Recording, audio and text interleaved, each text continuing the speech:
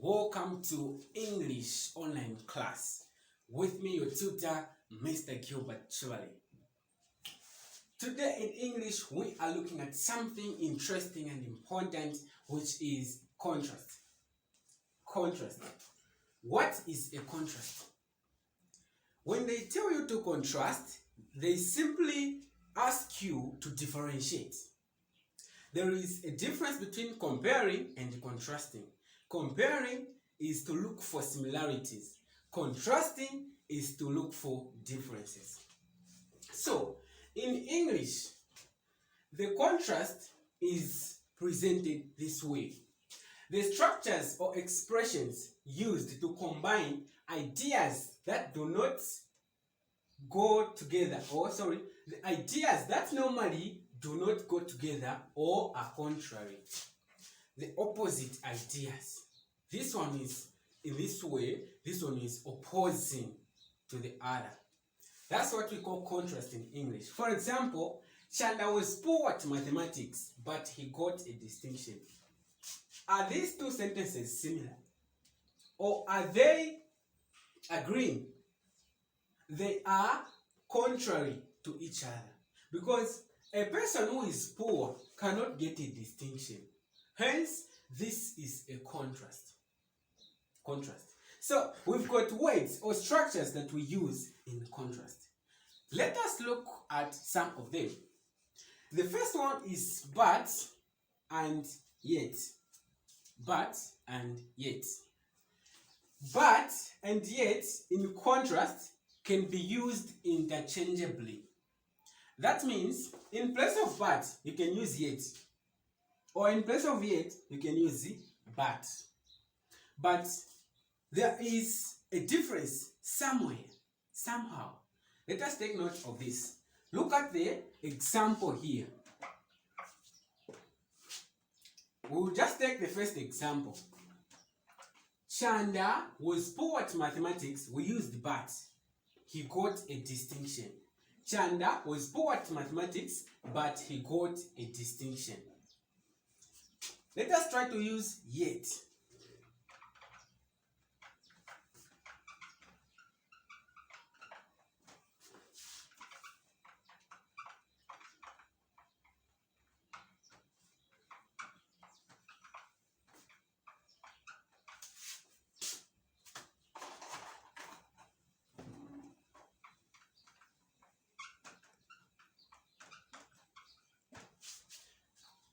There is a difference somehow.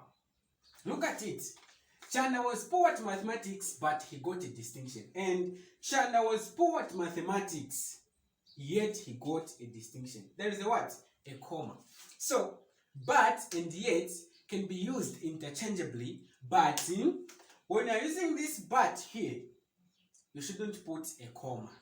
But when you use yet, there should be a comma after the first idea. Chanda was poor at mathematics, comma, yet he got a distinction. Full stop. Okay. Apart from but and yet, we also have these three structural contrast words. However, nevertheless, and even so.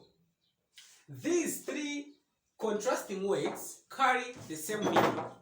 They all mean the same, and hence they can be used interchangeably. Where you use nevertheless, you can use even so, you can use however. It's the same thing. But there are also some rules that you need to follow when using these words or expressions. Let us look at this example.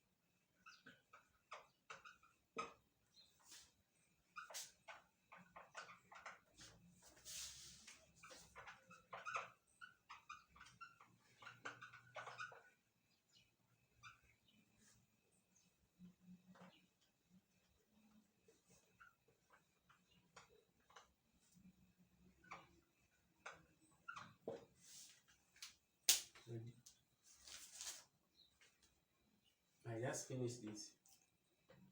Okay, so the example says they were very tired. They continued to work. How come you are very tired, but you are just working? That's contrast. They were very tired. They continued to work. We write this or this sentence using however, nevertheless, or even so. It can be written this way. They were very tired, full stop. However, they continued to work. Take note of 2 or 3 important things here. The first one is this full stop here. After the first idea, you should put a what? A full stop. As we know, just after a full stop, any word that comes should start with a capital letter. That's the principle of English. So the however should start with a capital letter H. However. Just after the expression, there should be a comma. Then you proceed to the next idea. They were very tired, however, they continued to work. Simple. Then, you can also use even so or nevertheless in place of however. You can write it and say, they were very tired, full stop. Nevertheless, comma, they continued to work. Or, they were very tired, full stop. Even so, comma, they continued to work. These 3 expressions carry the same meaning and are used interchangeably. Okay. Apart from those 3 expressions, we also have although, though, even though. These also carry the same meaning and can be used interchangeably. You now know what it means by interchangeably. So, let us look at this example here.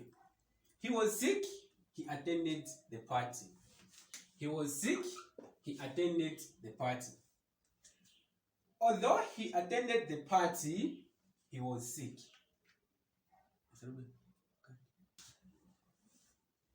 Okay, so we look at this example here. He was sick, he attended the party. How can someone who is sick attend the party? So, how do we write that in contrast? We are contrasting the 2 sentences. Although he was sick, comma, he attended the party. Although he was sick, he attended the party. Take note. When these expressions, although, though, even though, are used at the beginning of the sentence, then there should be a comma after the first idea. There should be a comma just after the first idea. But when you use them within the sentence, then there should be no comma in the sentence. He attended the party although he was sick. He attended the party although he was sick. These are always linked with the second idea or with this contrasting idea. Yes, so we can rewrite it this way. He attended the party although he was sick. That means, although this person was sick, he attended the party. So, you cannot start with, although he attended the party, he was sick. Because we are talking about what happened first. What came first is this person being sick. He was sick. Then, there was attending the party next. You see? So, you start with, or you link this expression with what came first. What came first? Because if you say, although he attended the party, he was sick, it may sound to be correct, but it is very wrong according to the principles of English. So, as we said, these 3 words can be used interchangeably. We can say, though he attended the party. So, We can also say, even though he was sick, he attended the party. Though he was sick, he attended the party. He attended the party though he was sick. He attended the party even though he was sick. These three expressions can be used interchangeably. You can use whichever you want. Clear? Okay, so apart from that, we also have in spite of and despite. It is also a pair that can be used interchangeably. Pair of words that can be used interchangeably. But don't put of. Don't use of with despite. Don't say despite of. No. It sounds correct, but it's very wrong. The one with of is in spite. In spite of. So, there are also expressions used to express or denote or indicate contrast. In spite of, despite, plus noun, pronoun. I'm talking about the first part or the first condition in which we use in spite of and despite. So, in the first place, I'll talk about in spite of or despite. That means you can use each. That means you can use any of the two. Then, plus a noun or a pronoun. That means you will have a noun here or a pronoun. Then, plus the verb. The verb should be in what? Present continuous tense. ing should be there at the end of the verb. Let us look at this example. Sabina was very tired. First of all, she completed the work. Sabina was very tired. She completed the work. Two contrasting sentences. Let's join them using in spite, despite. In the first place, we are going to use in spite of. It will be in spite of Sabina being very tired. Look at this. We said is the expression plus a noun. What is a noun here? What is the noun that you have in Sabina? Remember, a noun is a naming word. A name of a place, Zambia, a name of a person, Sabina, a name of a river, anything. So, the name that we have here is Sabina. So, Sabina is the subject. So now, we are saying the in spite of or the despite should go with what? A noun or a pronoun. The noun that we have here is Sabina. So we are putting in spite of the noun Sabina. After this, what should be there? Remember, we don't use the two, but the slash. The forward slash means we only use what? One. So here we don't have the pronoun, we have the noun. So, in spite of Sabina, what is the pattern saying? This is the first pattern. The verb. There should be a verb ending in ing. That's why this person was sick. So, this is to be sick. To be sick. When we bring it in present continuous tense, it will be being. Being. So, in spite of Sabina being, then we are done with the first pattern, which says the expression noun or pronoun, then put a verb, because this is a verb, it's a doing word. Out together. Then we put the verb in present continuous tense, which is being. So in spite of Sabina being very tired, she completed the work. Same applies to despite and in spite of.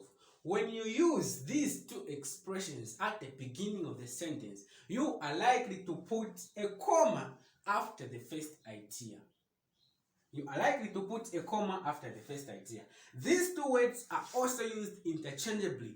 Hence, we can also say, despite Sabina is the expression plus the noun. So it's despite Sabina, the verb in ing, being very tired, we put the comma as the principle says. She completed the work. We are done.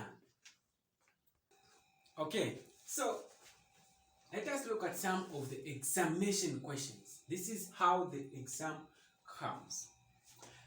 Patrick is a very efficient prefect. So Patrick is a very efficient prefect. He is disliked by every pupil. How come an efficient prefect being disliked by every pupil? So it's a contrast. They say use nevertheless. Nevertheless. How do we use these expressions? This is on the group of however, nevertheless, even so. You remember? Yes. So it will be